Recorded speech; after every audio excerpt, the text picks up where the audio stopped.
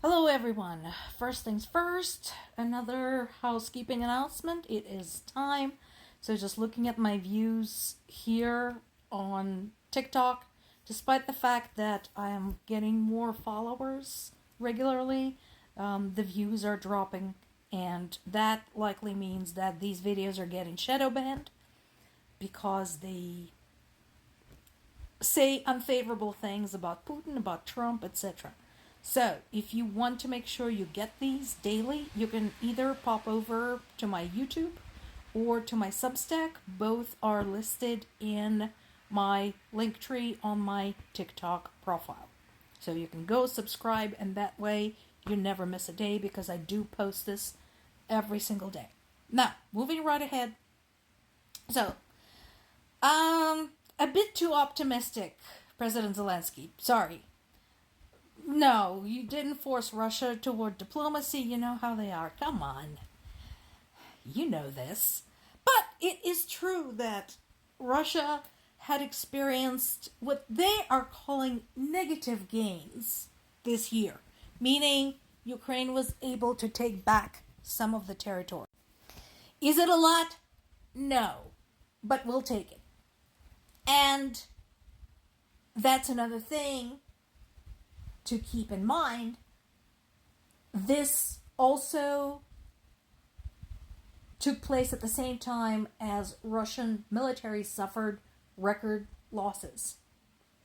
There were record losses in March, in April, we're in the third week of May, so we'll see how that goes. So, again, the three parts of the current Ukrainian approach are, first of all, striking at Russia's military-industrial complex and Russia's oil industry deep inside Russia. Number two, starting to push back against the front. So not just holding the line, but starting to see, can we actually start moving the line? And number three, striking against Russian military in the occupied territories, making them too hot to hold on to, like Crimea, like the occupied parts of Zaporizhia region, Donetsk region, Luhansk region, and so on and so forth. So, and I think that is the approach we are going to continue seeing, instead of one big offensive here and another one there. I think that is going to be the process going forward. There's now been a confirmation from Zelensky and from basically the armed forces, because he wouldn't confirm this without them, that Russia's Yaroslavl oil refinery, another big one, has been struck 4 times in a month. And basically, as we have looked at the numbers yesterday and the day before, right now, Russian oil industry is badly crippled.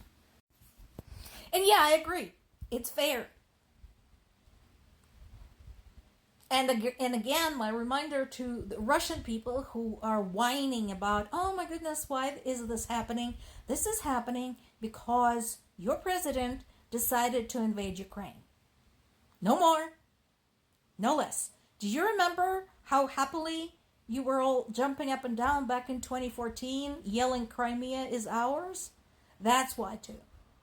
So, get the fuck out of Ukraine, leave Ukraine alone, and all of this stops.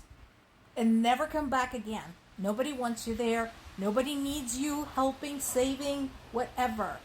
Just leave Ukraine alone, and all of this ends. No more drones buzzing overhead. No more explosions. No more plumes of smoke. Just saying.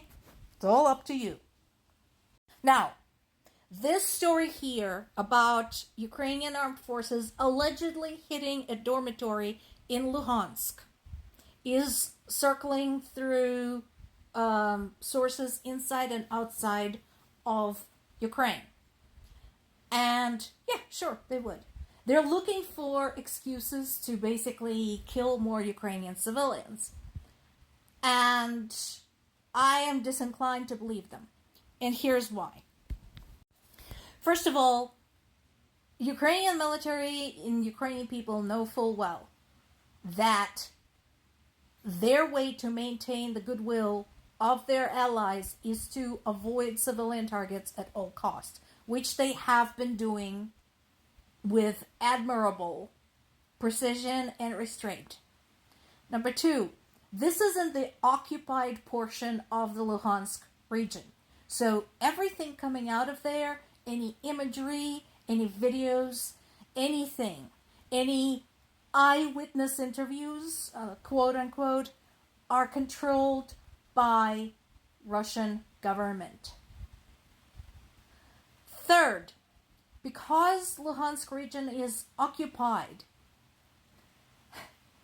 this dormitory being used for what it was initially intended for, namely housing students, is unlikely in the extreme. Like all of the border regions of Russia and the occupied territories of Ukraine, this has been turned into yet another Russian military base, Russian military area. It is also known, because we have good intelligence, that this is one of the headquarters of Russia's drone unit known as the Rubicon Center for Unmanned Technologies. Okay? Which makes it a military facility, which makes it a military target. So all of these sob stories about children being hurt and students being hurt and so on and so forth are bullshit. It's nothing more than just more Russian propaganda, more Russian fakes, looking for more excuses, like I said, to murder more Ukrainians, which they're doing anyway. Even as they continue to look for more soldiers. Now, this is interesting. So, Russian school students who pass a drone operation test will be eligible for extra points on university entrance exams, which is hilarious. First of all, if they pass the drone piloting test, that means they will be groomed for the army. So why would they need to go to the university if they're going to just get sent to the Ukrainian front and get killed there? Second, having been through basically the Soviet pattern college admission, because I started my college back in Ukraine, and having been through the entrance exams, this is such bullshit, because this starts basically discriminating against other students who actually studied for the exams instead of learning how to fly a drone. So this is just so absurd on so many levels. It's freaking unbelievable. And why do they want their students to fly drones, to be able to pilot drones? To do this. So there's been more attacks that killed 5 people and injured 52 across Ukraine. Over 120 drones were launched. Most of them, fortunately, were intercepted by the air defenses, but 7 drones did strike 5 locations, and of course there was the fall of debris. The highest number of casualties was in the Dnipropetrovsk region, as I mentioned before. That's Zaporizhia's neighbor to the north. So, again, all of that whining about Ukrainian strikes, all of this finagling of student grades because of drone piloting, this is what this is for. To murder more Ukrainian people, to commit atrocities and acts of genocide. No more, no less. More to come.